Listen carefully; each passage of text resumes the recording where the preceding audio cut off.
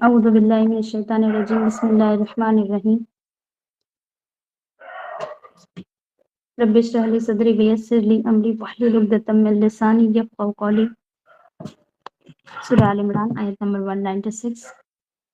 ترجمہ: اے نبی، دنیا کے ملکوں میں اللہ کے نافرمان لوگوں کی چلت پھرت تمہیں دھوکے میں نہ ڈالے۔ آیت 197۔ یہ صرف کچھ دنوں کی زندگی کا تھوڑا سا مزہ ہے، پھر یہ سب جہنم میں جائیں گے جو بہت ہی برا ٹھکانہ ہے۔ آیت نمبر 198۔ ترجمہ: اس کے برخلاف جو لوگ اپنے رب سے ڈرتے ہوئے زندگی بسر کرتے ہیں، ان کے لیے ایسے باغ ہیں جن کے نیچے نہریں بہتی ہیں، ان باغوں میں وہ ہمیشہ رہیں گے۔ اللہ کی طرف سے یہ مہمانی کا سامان ہے ان کے لیے، اور جو کچھ اللہ کے پاس ہے نیک لوگوں کے لیے وہی سب سے اچھا ہے۔ آیت نمبر 196 کی جو تفسیر ہے، اللہ تعالیٰ اس میں ہم سے یہ آیت ایک بہت بڑا سبق دیتی ہے۔ یہ دنیا کی چمک دمک، یہ کا دھوکہ یعنی غروری دنیا۔ غرور کا آسان مطلب یہ ہے کہ کسی چیز کو دیکھ کر یہ سمجھ لینا کہ یہی سب کچھ ہے، حالانکہ حقیقت اس کی بالکل الٹ ہوتی ہے۔ یعنی دنیا کی دولت، طاقت، ایس آرام دیکھ کر یہ گمان کر لینا کہ یہی کامیابی ہے، یہی غرور ہے، اور یہی دنیا کی چلت پھرت کئی انسانوں کو دھوکے میں نہ ڈال دے کہ یہی اس کی اصل کامیابی اور یہی ان کا ہمیشہ کا ٹھکانہ ہے۔ بظاہر اس آیت میں کتاب رسول اللہ صلی اللہ علیہ وسلم سے ہے، لیکن اصل میں یہ پیغام ہم سب مسلمانوں کے لیے ہے۔ کفار دنیا میں مال، طاقت اور آسائش میں نظر آتے ہیں، تو کہیں مسلمان یہ نہ سمجھ لے کہ اللہ ان سے راضی ہے اور مسلمانوں سے ناراض ہے۔ اس غلط فہمی کو دور کرنے کے لیے اللہ نے یہ آیت نازل ہوئی۔ اگر ہم نبی صلی اللہ علیہ وسلم کی زندگی کو دیکھیں، ان کی سادہ زندگی کو، تو انہوں نے اپنی زندگی کیسے گزاری۔ حضرت عمر رضی اللہ بیان کرتے ہیں کہ رسول اللہ صلی اللہ علیہ وسلم ایک سادہ چٹائی پر لیٹے ہوئے تھے، جس کے نشانات آپ صلی اللہ علیہ وسلم کے جسم پر پڑ گئے تھے۔ حضرت عمر رضی اللہ کو یہ دیکھ کر رونا آ گیا اور کہا، یا رسول اللہ، کیسر اور کسریٰ ایس میں ہیں اور آپ اللہ کے رسول ہو کر بھی اس حال میں ہیں۔ آپ صلی اللہ علیہ وسلم نے فرمایا، کیا تم اس بات پر راضی نہیں کہ ان کے لیے دنیا ہو اور ہمارے لیے آخرت؟ یہی اصل کامیابی ہے۔ دنیا کی حیثیت اللہ کے نزدیک بہت تھوڑی سی ہے۔ اگر دنیا کی حیثیت اللہ کے نزدیک مچھر کے پر کے برابر بھی ہوتی تو اللہ کسی کافر کو ایک گھونٹ پانی بھی نہ دیتا۔ اس کا مطلب یہ ہے کہ دنیا کی دولت اللہ کے نزدیک کوئی بڑی چیز نہیں ہے، اور مومن اور کافر، مومن کو بھی اس کی نیکیوں کا پورا بدلہ آخرت میں ملے گا۔ کافر کو اگر کوئی نیکی کا بدلہ ملتا ہے تو دنیا میں ہی مل جاتا ہے، اور آخرت میں اس کے پاس کچھ بھی نہیں بچتا۔ اس لیے نبی صلی اللہ علیہ وسلم نے فرمایا، دنیا مومن کے لیے قید خانہ ہے اور کافر کے لیے جنت ہے۔ اور اکثر عام طور پر ایسا ہوتا ہے کہ جب انسان دین کے راستے پر چلتا ہے، بعض اوقات ایسی آزمائشیں آتی ہیں کہ دنیا کے کام کاروبار ایسے ہو جاتے ہیں کہ انسان کو تکلیف ہونے لگتی ہے، اور انسان جو اللہ کے نافرمان ہے، جو اللہ کو نہیں مانتے، وہ خوب ترقی کرتے ہیں، تو انسان کے دل میں شیطان یہ خیال ڈالنے لگتا ہے کہ اصل کامیابی تو وہ لوگ ہیں جو دنیا کے اعتبار سے کامیاب ہیں، ان کی تجارتیں کتنی پھیلی ہوئی ہے۔ تو اس میں فرمایا ہے کہ دنیاوی ترقیوں کو دیکھ کر دھوکے میں نہ آ جائیں، بلکہ وہ وقتی طور کا ان کی کامیابی ہے۔ اصل کامیابی تو تمہیں ملے گی جو اللہ کے پاس ہے، جو قیامت کے دن ملے گی، جس دن ہم جہنم سے بچا لیے جائیں گے اور جنت میں داخل ہو جائیں گے۔ یہ کامیابی ہوگی۔ آگے آیت میں یہ محض چند روز زندگی کا تھوڑا سا لطف ہے، پھر یہ سب جہنم میں جائیں گے جو بدترین ضائع قرار ہے۔ آگے اللہ تعالیٰ نے آیت میں فرما دیا ہے کہ یہ بہت تھوڑی سی زندگی ہے، اور یہ بہت تھوڑی سی زندگی کا وہ لطف اٹھا رہے ہیں۔ یہ بڑے سے بڑے کاروبار، تجارتی، بڑے سے بڑے ذخیروں کو یہاں متاع قلیل کہا گیا ہے۔ آخرت کے مقابلے میں ان کی کوئی حیثیت نہیں ہے۔ وہ دنیاوی طور کے لیے دنیا کی خواہشوں کو پورے کرنے کے لیے، وہ ہمیشہ کے لیے نہیں ہے، اور نہ ہی ان کا فائدہ ہمیں آخرت میں ملنے والا ہے۔ قرآن پاک کی کچھ اور آیتوں میں یہ مضمون بیان ہوا ہے۔ سورہ القصص آیت نمبر 61 میں، کیا بھلا وہ شخص جس سے ہم نے اچھا وعدہ کیا ہو اور وہ اسے پانے والا ہو، کبھی اس شخص کی طرح ہو سکتا ہے کہ جسے ہم نے صرف دنیا کا سارو سامان دے دیا، اور پھر وہ قیامت کے روز سزا کے لیے پیش کیا جانے والا۔ ایک طرف وہ شخص ہے جو دنیاوی اعتبار سے فائدہ میں ہو، اور ایک طرف وہ شخص ہے جو دین کے اعتبار سے فائدے میں ہو۔ تو بہتر کون ہے؟ تو بہتر فائدے میں وہ ہے جو ہمیشہ کے لیے فائدے میں ہو، نہ کہ وقتی طور پر تھوڑے سے فائدے حاصل کرنے والا ہو۔ یہ محض چند روز کی زندگی تھوڑے سے لطف کے لیے ہے، اور یہاں ہم جو بھی مال اکٹھا کر رہے ہیں، جو بھی محنت کر رہے ہیں، یا جو بھی ہم اپنی زندگی کو گزارنے کے لیے کر رہے ہیں، وہ صرف دنیا کی زندگی کے لیے ہے۔ اور جب کافر اگر کوئی ایسا کام کرتے ہیں جو لوگوں کی خدمت کرنا،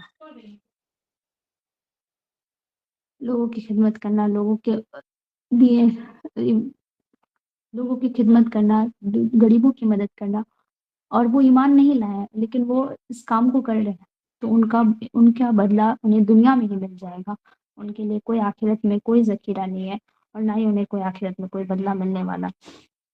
وہ اسی دنیا میں ہی انہیں جو بھی بدلہ ملنا ہوگا وہ اسی دنیا میں مل جائے گا ان کے لیے۔ اور وہی مومن جو اللہ کے ساتھ جو جو دین کے کام بھی کرتے ہیں، اور جو دین کے احکامات کو بھی مانتے ہیں، جو اللہ کے بتائے ہوئے احکامات کو بھی مانتے ہیں، اور مومن بھی، تو ان کے لیے دنیا میں بھی کامیابی، اور آخرت میں تو بہت بڑی کامیابی ہے۔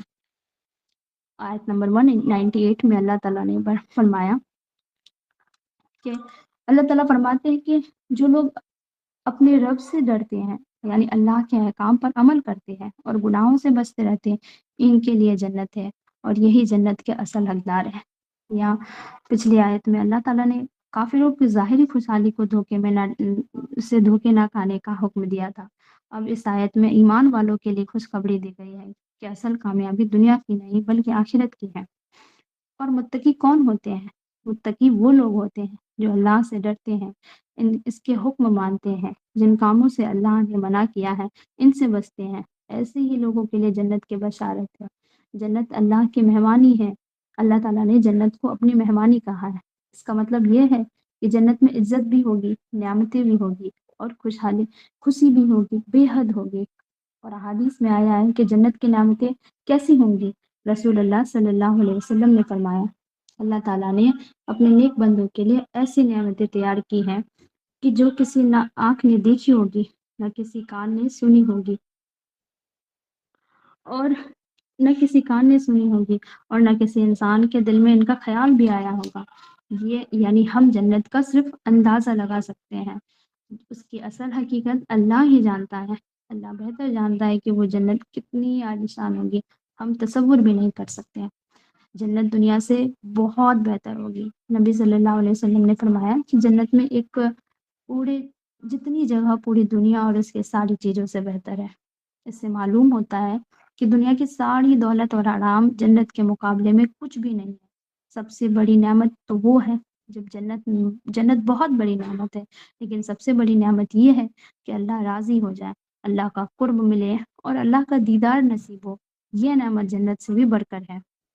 اور ایک اہم بات بتائی گئی ہے، جو لوگ دنیا میں اللہ کی رضا کے لیے عمل کرتے ہیں وہ جنت مانگتے ہیں اور دوزخ سے پناہ چاہتے ہیں، اللہ ان سے راضی ہے اور اللہ ان کو اپنا دیدار نصیب کرائے گا۔ تو جنت کو معمولی سمجھنا یا کمتر خیال کرنا یہ درست نہیں ہے، کیونکہ جنت کی تعریف اللہ اور اس کے رسول صلی اللہ علیہ وسلم نے خود فرمائی ہے۔ جنت اتنی اہم چیز ہے، اور جنت کی تعریفیں قرآن میں ہمیں اور بھی بہت ساری آیتوں میں ملتی ہے۔ جو نیک لوگ ہیں، جو تقوی اختیار کرنے والے ہوں گے، جو اللہ کے فرما بردار ہوں گے، ان کے لیے نہریں بہہ رہی ہیں، ان کے لیے باغات ہیں، اور ان کی مہمانی بہت بہتر ہوگی۔ اللہ کے پاس نیک لوگوں کے لیے سب سے اچھا بدلہ ہے۔ اللہ اپنے نیک بندوں کو کبھی اپنے سے دور نہیں کرے گا، وہ انہیں اتنی ساری نعمتوں سے نوازے گا۔ وہ دنیا میں جو بھی انہیں تکلیف، جو بھی انہیں مشکلیں آئی ہوگی، وہ وہاں کہیں گے کہ اللہ ہمیں کوئی تکلیف نہیں ملی تھی، ہم تو بہت اچھی زندگی گزار رہے تھے۔ اتنی وہ جنت کی ایک جھلک دیکھ کر ہی وہ اتنا خوش ہو جائیں گے۔ ان آیتوں کا کنکلوژن یہ نکلتا ہے کہ اللہ تعالیٰ فرماتے ہیں کہ اے نبی صلی اللہ علیہ وسلم، کافروں کی دنیا کی چمک دمک دیکھ کر، ایش و آرام، دولت، سفر، سبقت اور شان و شوکت اور خوشحالی کو دیکھ کر دھوکے میں نہ آ جانا۔ یہ سب عارضی ہے، بہت جلد ختم ہو جانے والا ہے۔ یہ سب وقتی طور پر ہے، نہ کہ ہمیشہ پرماننٹ نہیں ہے، بس آج ہے، اور پھر جب موت آ جائے گی، جب سانسیں ختم ہو جائے گی، تو دنیا میں جو بھی مال کمایا ہے، جو بھی دنیا کے ایسو آرام تھی، وہ سب ختم ہو جائے گی، اور وہاں اس کا بدلہ بھی نہیں مل پائے گا جو ہم یہاں دنیا میں محنت کرتے آ رہے ہیں۔ کافر کو اگر دنیا میں فائدہ اٹھا بھی لے تو یہ نجات کی دلیل نہیں ہے۔ آخرت میں ان کے لیے یہی دنیاوی زندگی کسی کام نہیں آئے گی، بلکہ ان کا برا اعمال ہی ان کے لیے عذاب بنے گا۔ اور قرآن میں کئی جگہ فرمایا گیا ہے کہ اللہ کی آیتوں میں جھگڑا صرف کافر ہی کرتے ہیں۔ ان کا شہروں میں گھومنا پھرنا اور ترقی کرنا تمہیں کہیں دھوکے میں نہ ڈال دے، اور جو لوگ اللہ سے پر جھوٹ باندھتے ہیں وہ کبھی کامیاب نہیں ہوتے۔ دنیا میں تھوڑا سا فائدہ مل بھی جائے تو آخرکار سب کو اللہ کے پاس لوٹنا ہے، اور پھر کافروں کو ان کے کفر کی سزا دی جائے گی۔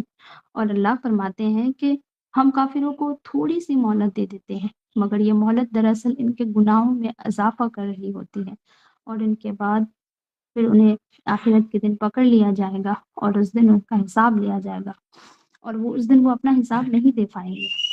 پھر ان کے لیے وہی بھڑکتی ہوئی جہنم کی آگ ہوگی۔